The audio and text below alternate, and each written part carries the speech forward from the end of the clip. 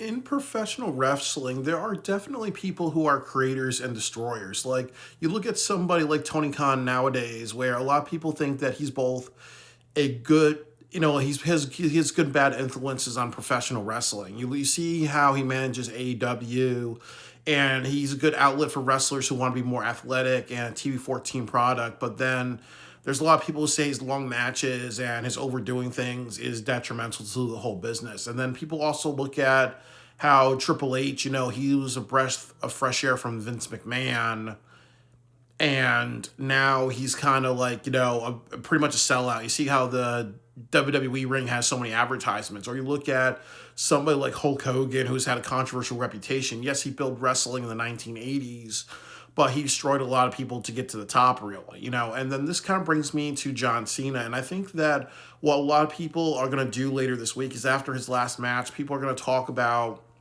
John Cena and what he means to them and what he means to professional wrestling in general. And I think the first thing that I will say about John Cena, to me, is that on a personal level, that I have very mixed feelings about John Cena. That I know, like, I started watching professional wrestling in 2006. So when you saw John Cena, I think at a younger age when I was in college, you saw him as like this cool guy, this badass. He kind of was the perfect All American wrestler at that time, because this is after September 11th. So obviously, the military man was a popular look.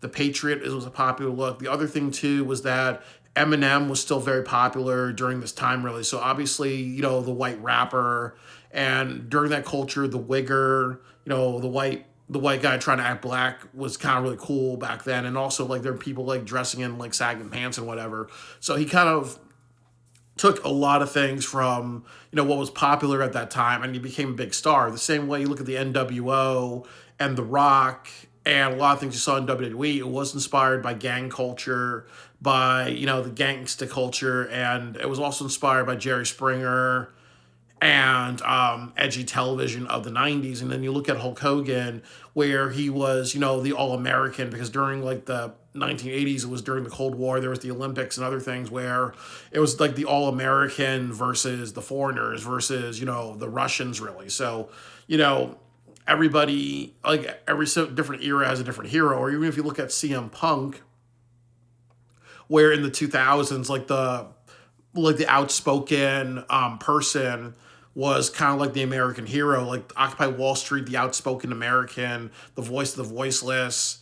That was very popular in the 2010s, really. And I think nowadays, you really don't have a star, in my opinion, that kind of represents the cultural zeitgeist. I think in any professional wrestling company, like there's not that one mega star, in my opinion, nowadays, that kind of represents 2020 culture. But with John Cena, yes, he represented the 2000s, and he represented, like that type of person that overcomes the obstacles. Like you see him, like they always did this type of thing with John Cena, where he would wrestle a person like Umaga or the Great Khali. You get his ass whipped for a couple of weeks. You're like, oh my God, this guy, he's going to lose his title. Then he prevails, really. So he was always kind of like that symbol of that person that would overcome any odds, really. So, there was always that type of like hustle, loyalty, respect, overcoming, perseverance, hard work. And also too, like even though he's done a lot of charity work, so like when people think about Ric Flair or Hulk Hogan, there's a lot of controversy attached to those names. With John Cena, there's not as much controversy, or there's not like stories of sexual stuff or racial stuff attached to him. There's always like very positive stuff, and so that's probably one of the reasons why he got 17 titles and everything like that. Really, like they're trying to really like um they were trying to make Ric Flair very secondary. They were trying to say, okay, when we look back at professional wrestling and the people with the most titles, we want to make sure it's somebody that's not attached to so many controversies, really. So that's possibly one of the reasons why John Cena was able to get 17, and then Randy Orton's the closest person in WWE, but more than likely they're not going to let him beat John Cena's record. They're probably going to have that for a very very long time, really. Like I think the only person that could beat it is Roman Reigns, if they want to like he could beat it, but it's not going to happen, really. Because the politics will allow Roman Reigns to beat it, but he's not going to go after that, really. But that's kind of like the good things about John Cena. But he also represents a lot of bad things. That first of all, his charity work is controversial because yes, he's paid by the WWE. So obviously, anytime he does charity stuff or Make a Wish or whatever, you kind of see, he's getting a check for that. And then also the other thing too is there's always endorsements and other things like that. And also too, you always see WWE say, "Hey, we're a good company," because even though we had Sable or Trish Stratus get on her knees and bark like a dog, even though there's a lot of stories about like sexual abuse with ring boys and racism and other things like that. It's like what Machiavelli talked about. You have to be kind and cruel to never be conquered, really. So when you have people like John Cena, and with John Cena just doing all this good charity stuff, it makes WWE look good, really. And as I said, that might be part of his contracts to do all that stuff. So it's not that it could be a mix of doing it. He's like Mr. Beast in a way. He's doing that to make money, but he's also doing that out of the goodness of his own heart, really.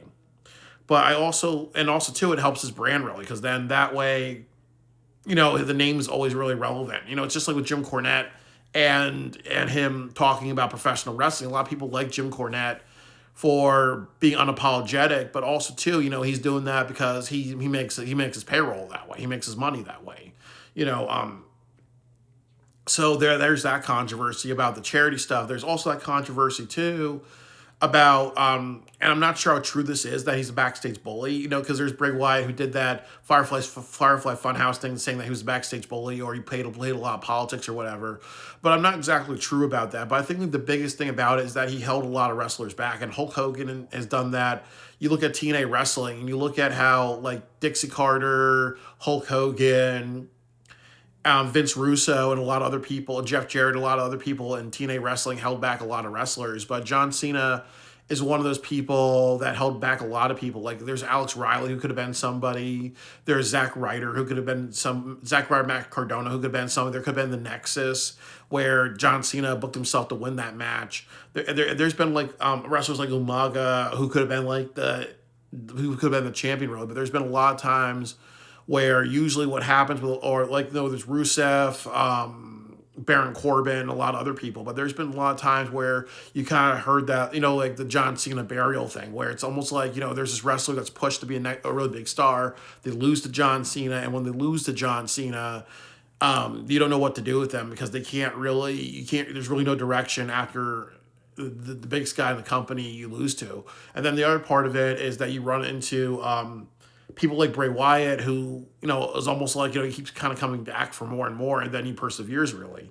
But there are a lot of times where there were a lot of wrestlers that were buried by John Cena, and he's kind of also remembered for that. As I said, it's show business. You got to, put yourself first, really. And then also, too, you could run into a situation how should I kind of say this? You run into a situation like Mick Foley, or you run into a situation like other wrestlers where like Chris Jericho is another great example where you kind of have a lot of people beat them who shouldn't be beating them. I think a great example is Chris Jericho allowing Action Andretti to beat him and Orange Cassidy and other people like that. And with John Cena, he was not that type of person. Or when John Cena loses, this was also a big controversy that there was always screwy finishes. Like I think one time Bray Wyatt beat him, but it was because he had John Cena be distracted.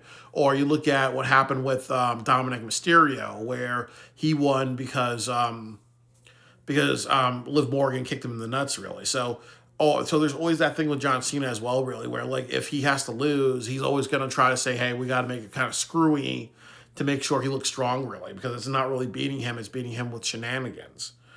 But he does represent a lot of good and a lot of bad, really.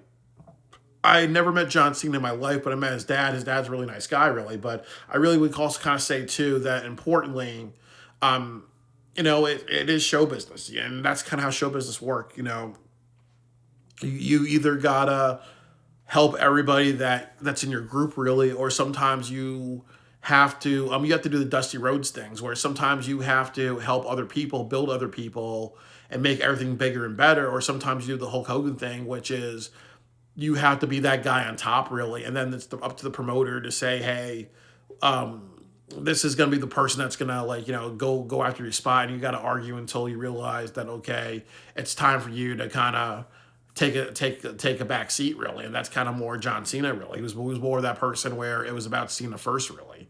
And sometimes that's appropriate, and sometimes that's not appropriate, really.